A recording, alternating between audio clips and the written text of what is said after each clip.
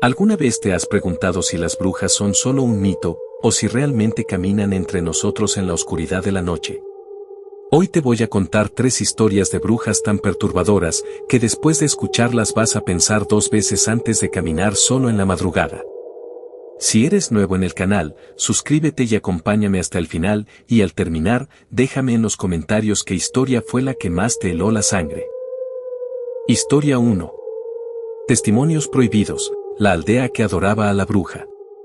En 1987 un equipo de investigadores desapareció en una aldea de la Sierra Mexicana y lo único que quedó fueron cintas de audio con voces que nunca debieron escucharse.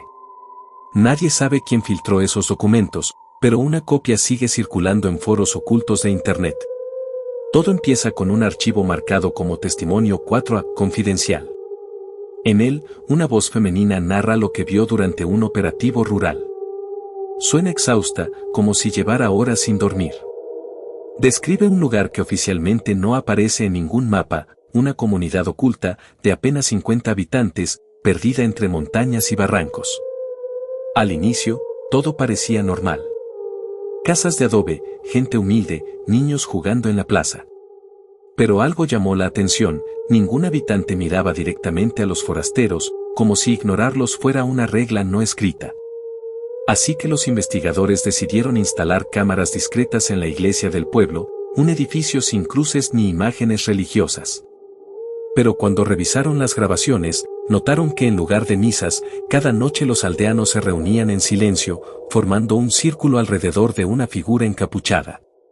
Esa voz femenina del archivo describe con detalle cómo, al acercarse más, notaron que el suelo estaba cubierto de huesos. No animales, sino humanos. Y todos tenían el mismo corte limpio en la base del cráneo, como si hubieran sido decapitados cuidadosamente. Uno de los investigadores propuso detener la misión de inmediato.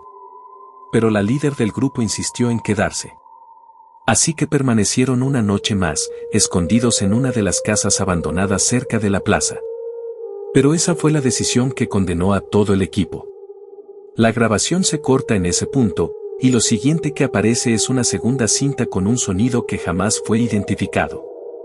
El segundo archivo, etiquetado como Testimonio 5C reservado, comienza con estática, luego con la misma voz femenina susurrando. Dice que eran las 3 de la madrugada cuando algo los despertó. No fueron pasos, ni gritos, sino un sonido grave, como un zumbido metálico, que parecía vibrar desde las paredes de la propia aldea. Pero lo perturbador no era el sonido en sí, sino que en cada vibración los niños del pueblo salían de sus casas en silencio, como si obedecieran una orden invisible. Así que los investigadores decidieron seguirlos a escondidas, pero pronto se dieron cuenta de que no eran los únicos observando. Al doblar una esquina, vieron a los aldeanos reunidos en el centro de la plaza. Todos sostenían velas negras que apenas iluminaban sus rostros. En medio, la figura encapuchada levantaba un libro con páginas que parecían de piel humana. La grabación describe cómo las llamas de las velas no parpadeaban, ni siquiera con el viento helado de la montaña. Era como si el aire mismo estuviera controlado. Uno de los investigadores, un joven llamado Ortega, no pudo contenerse y sacó su cámara para grabar. Pero la líder del grupo le ordenó que la apagara. Así que él obedeció. Aunque en la cinta se escucha claramente como susurra, esto no es un ritual, es una adoración. El archivo registra entonces un cambio brusco. Voces múltiples, como un coro, repitiendo un nombre incomprensible.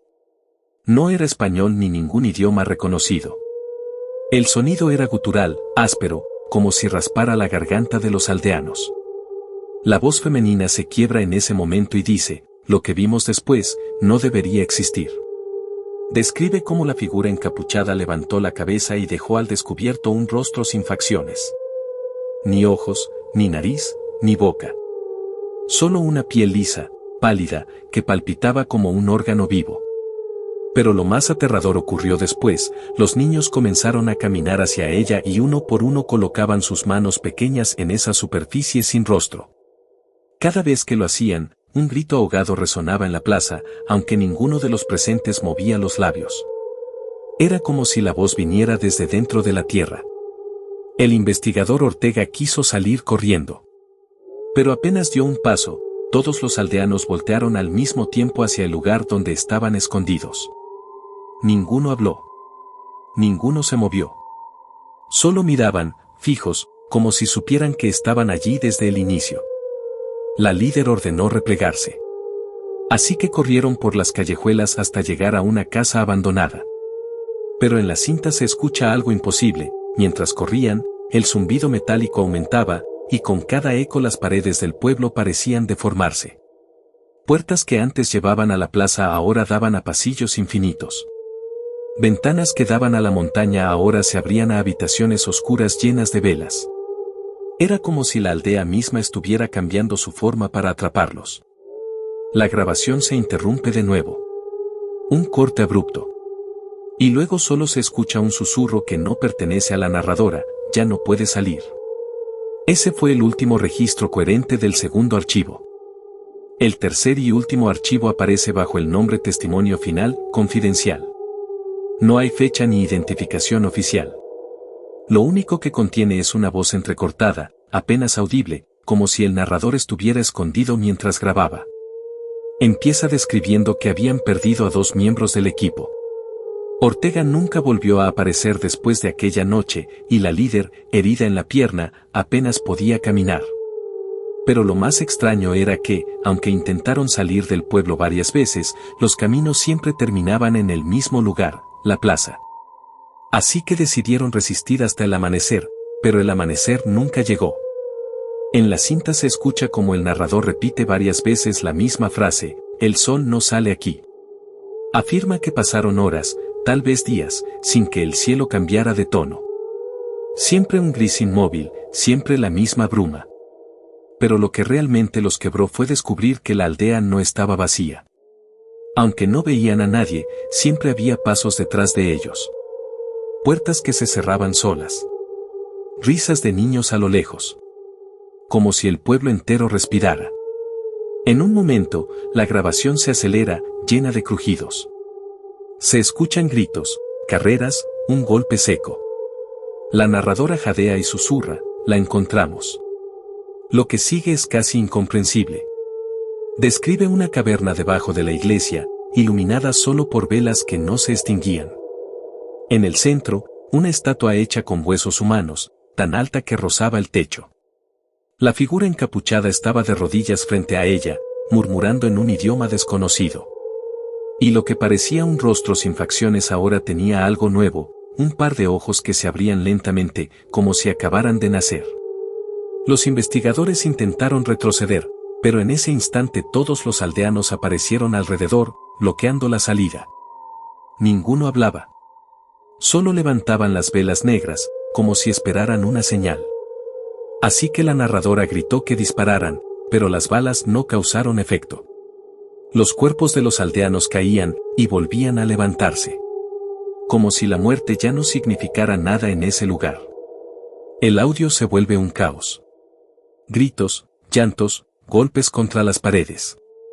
De pronto, un silencio total. Lo único audible es la respiración temblorosa de la narradora. Y entonces, una voz desconocida habla directamente a la grabadora: ahora tú eres parte del testimonio.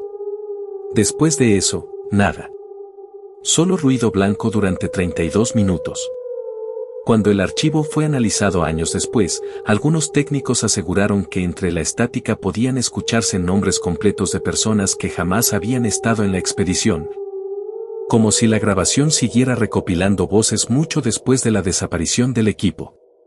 Los documentos oficiales nunca reconocieron la existencia de esa aldea. No hay coordenadas, no hay registros de la misión, no hay cuerpos. Sin embargo, en 2003 un excursionista afirmó haber encontrado una iglesia de adobe en ruinas, perdida en la sierra, con marcas extrañas en las paredes y montones de velas negras consumidas. El supuesto material fue confiscado por autoridades locales. Nunca se publicó. Lo único que quedó fueron esas cintas, que hasta hoy siguen circulando en foros ocultos. Nadie sabe si son reales o un montaje. Lo perturbador es que, al reproducirlas, siempre ocurre lo mismo: en el minuto 32, alguien susurra tu nombre. Y en ese punto, nadie ha podido explicar de dónde proviene la voz. Historia 2. La grabación oculta del aquelarre de 1976. Las imágenes nunca debieron salir del archivo, y sin embargo alguien las filtró. Lo que se ve en esa grabación ha obsesionado a todos los que la miraron hasta el final. La historia comienza en 1976, en un pequeño pueblo del norte de España. No era un lugar conocido, apenas un punto en el mapa rodeado de montañas y bosques espesos. En esa época la gente todavía hablaba en voz baja de brujas, de rituales antiguos que nadie admitía practicar. Era un rumor, pero nadie tenía pruebas. Así que cuando apareció un sobre marcado como confidencial en la oficina de un periodista local, todo cambió. Dentro había una cinta de video deteriorada, con fecha exacta, 12 de octubre de 1976. Al principio parecía solo un registro casero, imágenes en blanco y negro de un bosque vacío. Pero después de unos segundos comenzaron a verse figuras, mujeres encapuchadas alrededor de un círculo de piedras. No se escuchaba sonido, solo el zumbido eléctrico de la cinta. Así que lo único que quedaba era mirar. El periodista contó que al ver la cinta sintió una presión en el pecho, como si alguien respirara detrás de él. Al principio pensó que era sugestión, pero luego se dio cuenta de un detalle: las mujeres no estaban mirando al fuego del ritual, sino directamente hacia la cámara. La cinta fue revisada cuadro por cuadro. En cada pausa los rostros parecían deformarse, como si la cinta misma se resistiera a mostrarlos claramente. A veces parecían viejas arrugadas, otras jóvenes con ojos completamente negros. Así que el periodista la envió a un contacto suyo en Madrid, un investigador que trabajaba en archivos policiales. Ese hombre aseguró que lo que había visto no era una simple reunión. Reconoció símbolos pintados en el suelo, signos relacionados con invocaciones prohibidas de los que rara vez quedaban registros visuales. Pero lo más inquietante no eran los símbolos, sino un objeto que apareció en la cinta, un cuerpo atado en el centro del círculo. Hasta ese momento parecía solo un ritual extraño, algo que podía explicarse con superstición. Así que nadie quería aceptar lo que estaba viendo. El cuerpo se movió, y eso fue lo que arruinó cualquier intento de negar lo que estaban viendo. La cinta muestra claramente a la figura en el suelo intentando liberarse, aunque los movimientos eran torpes, como si estuviera drogada o apenas consciente. El investigador pausó el video varias veces, pero el rostro nunca se veía completo. Cada cuadro quedaba desenfocado justo en el momento en que la cámara debía mostrarlo. Así que lo único identificable era la desesperación en sus manos, crispadas contra las cuerdas. Lo más perturbador vino después. Una de las mujeres sacó de su túnica un objeto metálico brillante. No era un cuchillo común, sino algo más parecido a una daga ceremonial con inscripciones. Pero lo inquietante era que en la cinta las inscripciones parecían moverse solas, como si fueran gusanos arrastrándose sobre la hoja. El investigador pensó que era un error del deterioro magnético, así que intentó digitalizar la imagen para corregirlo. El resultado fue peor: los símbolos comenzaron a repetirse en distintos fotogramas, incluso en los espacios donde no había nada más que bosque vacío. Esa noche, el periodista que recibió el sobre escribió en su diario que soñó con aquellas mujeres. Soñó que lo rodeaban, que sus voces llenaban la habitación aunque dormía solo. Pero al despertar descubrió un olor extraño en el aire, como humo mezclado con carne quemada. Así que intentó tranquilizarse, convencido de que su mente lo estaba engañando. La investigación continuó, y pronto encontraron un detalle aún más macabro. Al detener la cinta en el minuto 7:13, en el borde del encuadre, aparece lo que parece ser un hombre observando. No llevaba túnica, no participaba del ritual. Solo estaba allí, inmóvil, mirando a cámara. El periodista juraba que ese hombre se parecía demasiado a alguien conocido en el pueblo, un campesino que había desaparecido el mismo año sin dejar rastro. Pero cuando compararon fotografías, el rostro coincidía demasiado bien como para ser casualidad. El archivo que contenía la cinta incluía también un informe policial con marcas de censura. Muchas frases estaban tachadas, pero se alcanzaba a leer una advertencia: no proyectar. Contenido altera el comportamiento de los sujetos expuestos. Esa simple frase convirtió la cinta en algo mucho más que evidencia. Era casi una trampa. El investigador que analizó la grabación afirmó en una carta posterior que después de verla varias veces, escuchaba voces aunque la cinta estuviera apagada. Dijo que reconocía palabras en un idioma imposible y que una de las voces parecía pronunciar su nombre. Pero lo que más lo inquietó fue encontrar marcas en su propia piel al despertar, símbolos idénticos a los que aparecían en la daga del ritual. Así que decidió guardar silencio, quemó sus notas y solo entregó un informe incompleto a las autoridades. Ese fue el inicio del encubrimiento. Nadie más debía ver la cinta. Pero alguien lo hizo de todos modos, y la grabación siguió cambiando de manos hasta filtrarse décadas después. Lo último que muestra la cinta no debería ser posible, y sin embargo sigue estando allí, congelado en cada copia. El minuto final de la grabación es el más inquietante. Las mujeres comienzan a girar alrededor del cuerpo atado mientras levantan la daga. El fuego se intensifica aunque no hay viento ni combustible visible. La cámara tiembla, como si quien la sostenía estuviera perdiendo el control. Pero lo perturbador no es eso, sino el rostro del prisionero. En el último instante parece levantar la cabeza y mirar directo al lente, como si supiera que alguien lo vería décadas después. Así que abre la boca y grita, pero el video no tiene audio. Aún así, quienes lo vieron aseguran que pudieron escucharlo dentro de su cabeza. Los documentos filtrados señalan que la cinta termina de forma abrupta, con un destello blanco. Cuando la imagen regresa, el círculo está vacío. Ni las mujeres, ni el cuerpo, ni el fuego. Solo bosque. Pero si se mira con atención, en la esquina inferior derecha aparece un símbolo quemado en el suelo, idéntico al que luego algunos testigos afirmaron haber visto en árboles cercanos al pueblo durante años.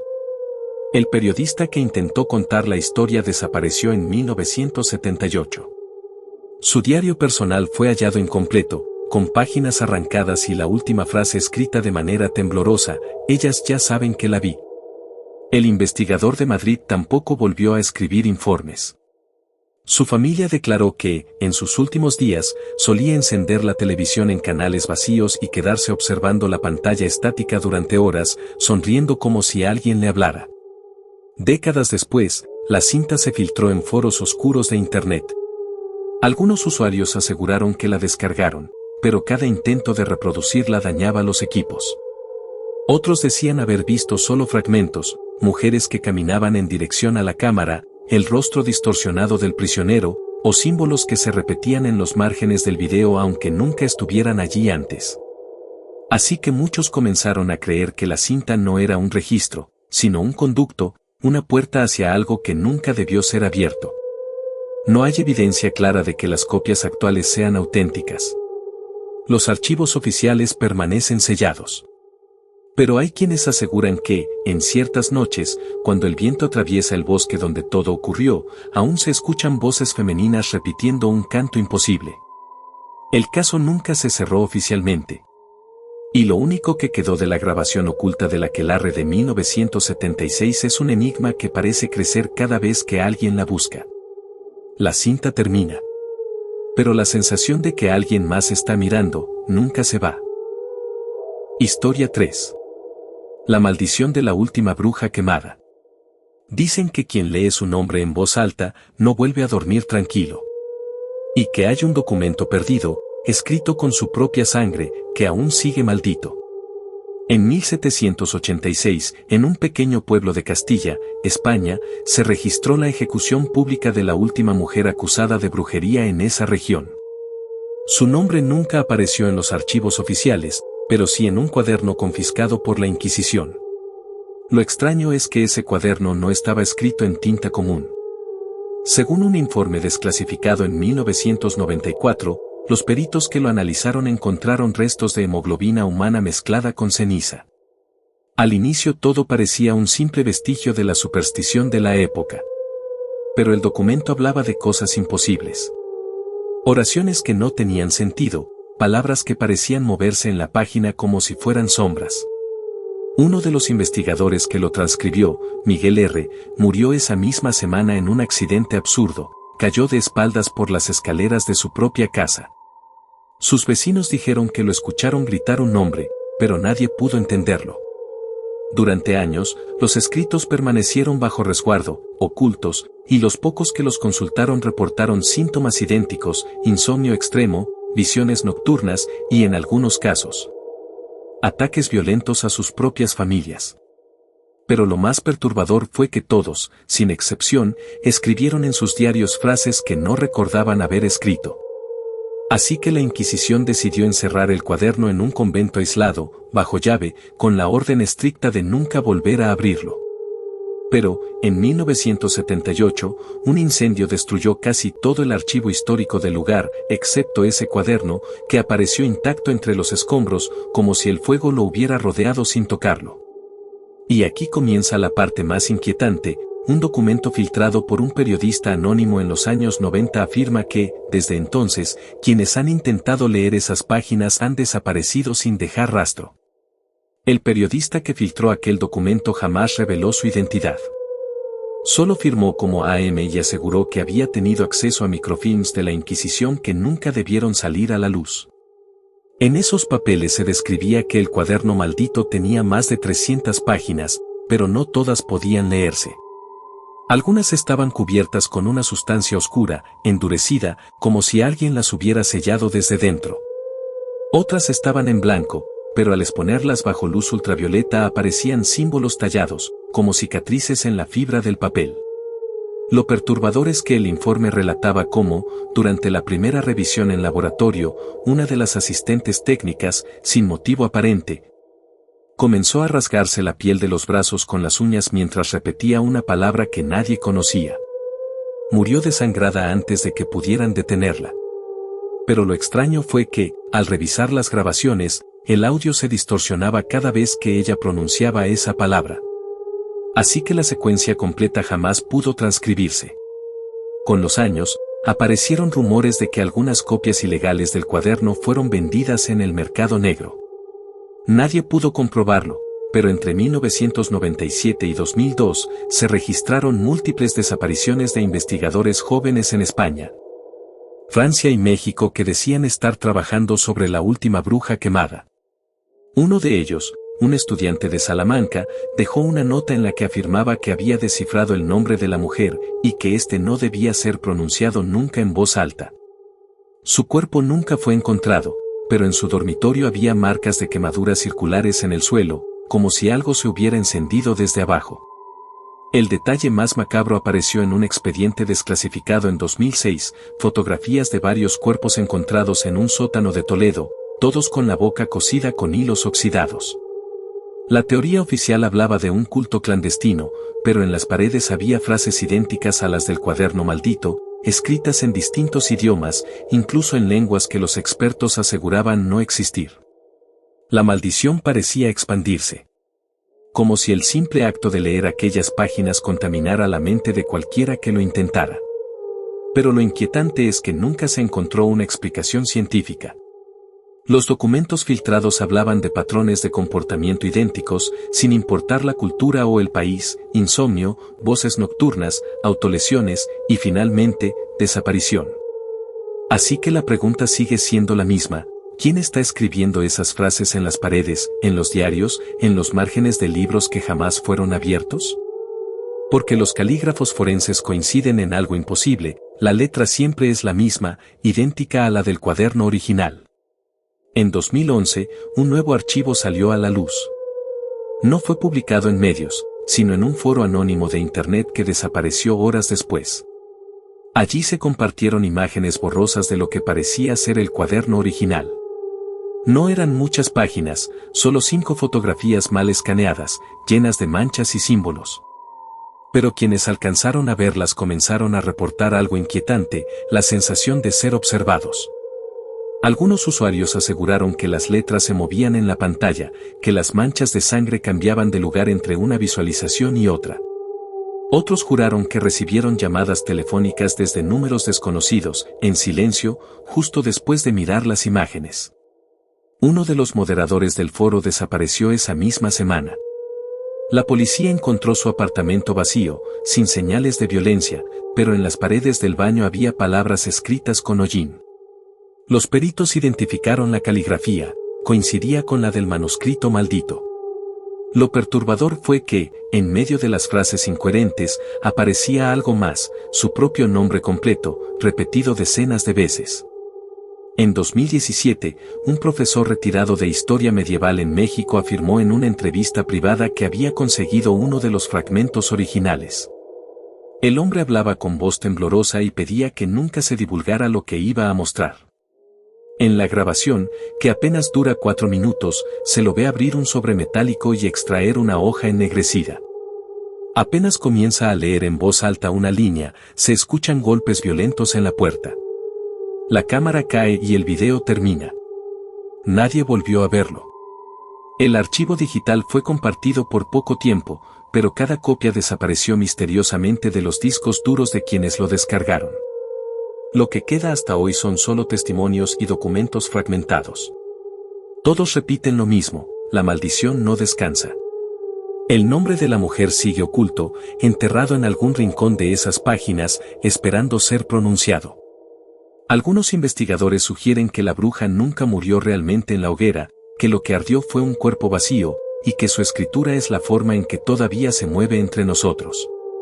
Pero lo más inquietante aparece en la última nota filtrada en 2021, una advertencia anónima que decía que cada vez que alguien escucha esta historia, la maldición se replica. Como si al transmitirla de boca, en papel o en video, su nombre fuera acercándose poco a poco a quienes se atreven a escucharlo. Así que lo único seguro es esto: si alguna vez llegas a ver una copia del cuaderno, no la abras. No leas su contenido. Porque los que lo hicieron nunca pudieron contar qué fue lo último que vieron. Y hasta hoy, nadie ha podido explicar cómo esas páginas siguen escribiéndose solas.